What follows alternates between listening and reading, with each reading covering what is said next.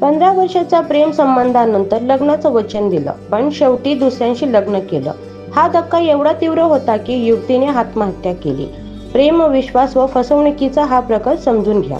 नेमकं काय घडलं पाहण्याआधी HSN मराठी न्यूज चॅनलला सबस्क्राईब करायला विसरू नका, जेणेकरून अशा महत्त्वाचे अपडेट्स तुम्हाला मिळत राहतील. चला जाणून घेऊया. महाराष्ट्रातील ठाण्यात 35 वर्षीय युवतीने 15 वर्षाच्या प्रेम संबंधानंतर फसवणूक झाल्यामुळे आत्महत्या केल्याची धक्कादायक घटना समोर आली आहे. पीडित महिला ठाणे जिल्ह्यातील टिटवाळा भागातील मारल येथे राहत होती. तिचे 15 वर्षापासून उल्हासनगरमधील एका युवकासोबत प्रेम संबंध होते. तो युवक नेहमी तिच्या घरी येत असे आणि तिला लग्नाचं वचन दिलं होतं.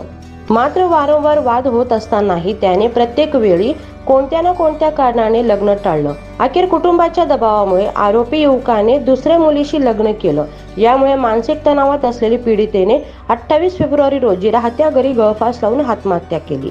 तिने आत्महत्येपूर्वी एक व्हिडिओ मेसेज तयार केला होता, ज्यात तिने त्या युवकावर आणि त्याच्या भावंडावर फसवणुकीची व त्रास देण्याचे गंभीर आरोप केले. पोलिसांनी या व्हिडिओच्या आधारावर तात्काळ गुन्हा दाखल करून युवक, त्याचा भाऊ व बहीण यांना अटक केली.